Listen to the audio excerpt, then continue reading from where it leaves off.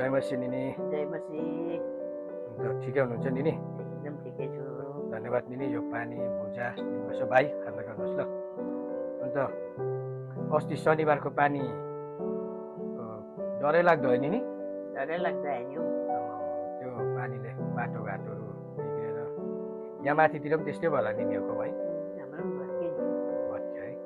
अन्त यो पानी यसरी पर्दाखेरि पहिलाको पहिरोको समयहरूको याद आएन निनी? आयो। विशेष मैले जानेको चाहिँ 68 हो। त्यो 1968 सालको। 1968 सालमा। तर त्योभन्दा त यो पानी कम्ती होला है? त्यो पानी चाहिँ धेरै नै कम्ती है। त्यति बेला चाहिँ कस्तो खालको पानी? त्यति बेला त हाम्रो आँगन ठुलो थियो। आँगनमा 8 इन्ची जस्तो आँगनमा परेको पानी 8 इन्ची जस्तो खुट्टा डुबेर हाम्रो पानी भएको। निनीको गाउँमा भनेपछि गाउँ चाहिँ शिवग्राम है।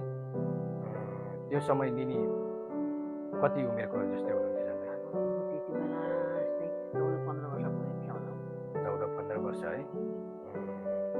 अनि त्यो समयको के पहिरोको घटनाहरू त्यस्तोहरू गाउँमा घटेकोहरू सम्झना छ निनीलाई? त्यो समयमा पहिरो गर्दाखेरि हाम्रो यता डाँडाघरमा 371 हाम्रो कान्छो बाउ थियो। ऊ भागे बेसी पानी आएर पहिरो त्यो डाँडामा थियो घर। त्यस दिन भागेर हाम्रो घर मुनि आर्यम दाजुको घरमा आएर बास बसेको थियो। उनीहरूको घरको जाने राति चाहिँ उनी ल्याउनु गएछ घरमा जाडो भएर ब्ल्याङ्केट ल्याउनु जाँदाखेरि माथिबाट 5 नम्बर पड्किएर चाहिँ पानी अब के भएर 5 नम्बर पड्किएर चाहिँ 4 नम्बर मुनि थियो उसको घर। उसको घरबाट ऊ निक्लिँदै ब्ल्याङ्केट बोकेर निक्लिँदै गर्दा चाहिँ उसलाई पहिरोले पुरिएर मर्यो।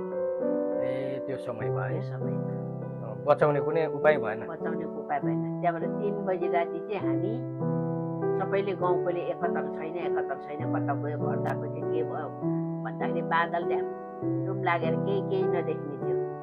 केही नदेख्ने थियो। त्यहाँदेखि त्यहाँ परको एउटा फलेदोको रुख छ। त्यो फलेदोको रुख हेर्नु त भनेर आर्यम दाजुको पापाले हाम्रो आमालाई भन्नुभयो। अन्त हाम्रो आमाले पनि देख्दैन यहाँबाट पनि भनेर भन्यो। माथि र तल घरबाट हामी त्यसरी बोलेको। अन्त अँधेरो निस्पोट।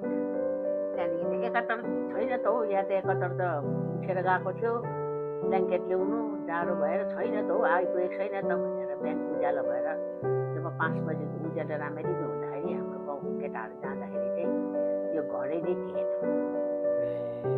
ठुलो घरै नै थिएन। ठुलो घर र भान्साघरको बिचमा चाहिँ उसको लास लडिरहेको थियो।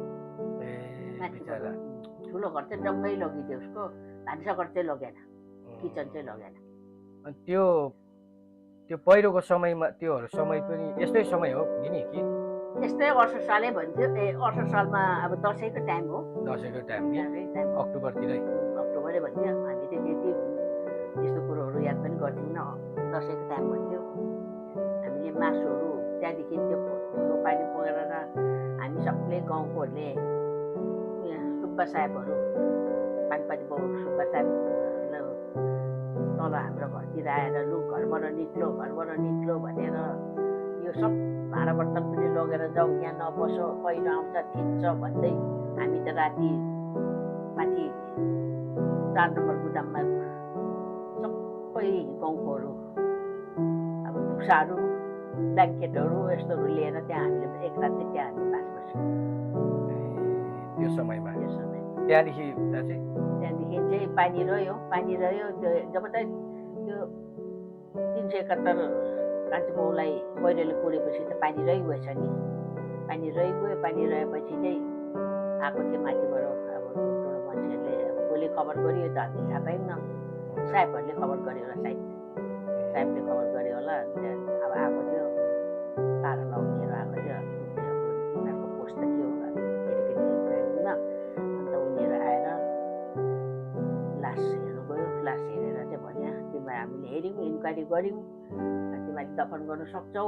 अब हामीले इन्क्वायरी गऱ्यौँ। अरू ठाउँकोहरू त बोकेर ल्याउँदैछ, पोस्टमार्टम गर्नु पर्दैछ। तर तिमीहरूलाई चाहिँ अब यहाँ गाडी हिँड्ने बाटै छैन र चाहिँ हामी चाहिँ गाडी लिएर आयौँ। पुरै सुरत ल्यायौँ हामीहरू यहाँनिर चाहिँ भन्ने लेखापढी गरेको कागजहरू अब उसको त्यो चाहिँ समयमा त्यो समय लेखापढी गरेको अब उनीहरूले लेखापढी त्यहाँ लेखापढी गरेको रहेछौँ।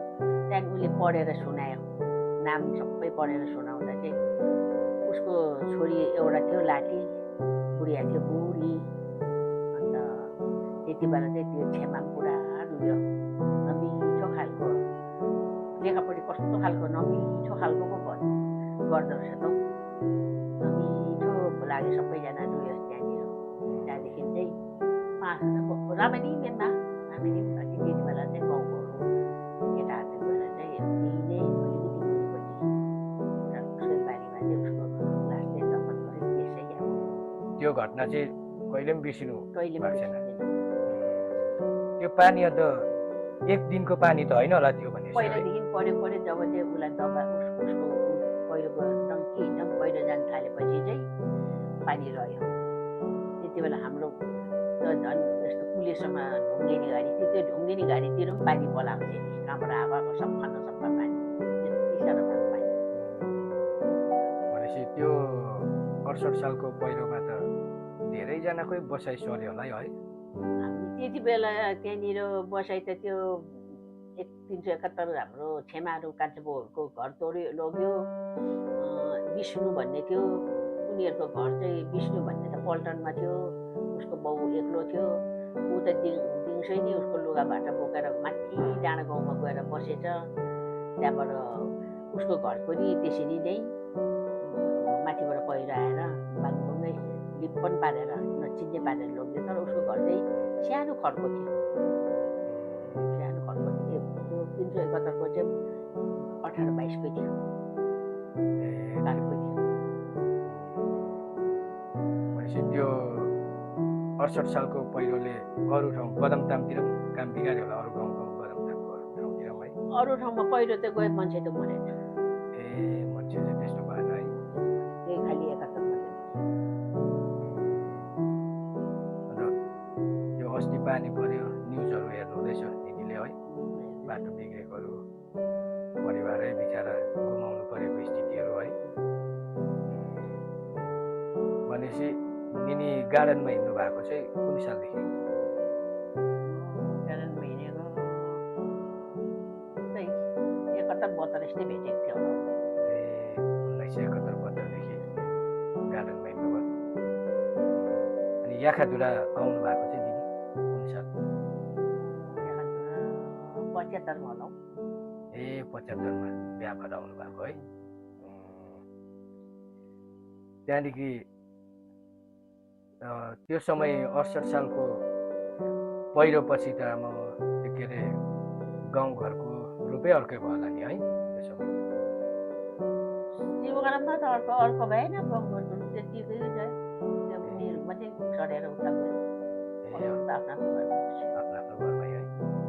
त्यो जुनको घरमा चाहिँ मरियो, कान्छो बाउ त्यहाँ पहिरोले मिचेर मरि, त्यो घर त अब लिप्पनै भयो, एउटा केही पनि रहेन, भाडा बर्तन एउटा केही रहेन, लुगा फाटा एउटा केही रहेन।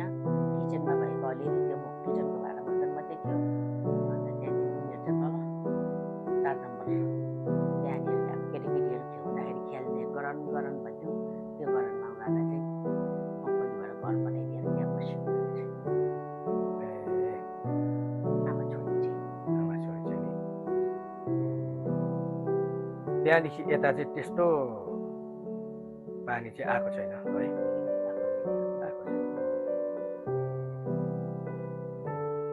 हुन्छ, निनीसँग पुरानो समयको 1968 सालको पहिरोको अब अरूबाट पनि धेरै सुन्थ्यौँ र आज निनीसँग चाहिँ उहाँ त्यो समयमा 14-15 वर्षको उमेर को समय हुँदाखेरि उहाँलाई अलिक ज्ञान भएको उमेर भनौँ न, त्यो उमेरमा देखेको त्यो घटना, उहाँले आफै नै अनुभव गरेको घटना आज सेयर गर्नुभयो। निनीलाई धेरै धन्यवाद। फेरि हामी आउँदो भेटघाटमा यस्तै कुराहरू हामी बातचित फेरि गर्नेछौँ। हुन्छ निनी, जय मसी।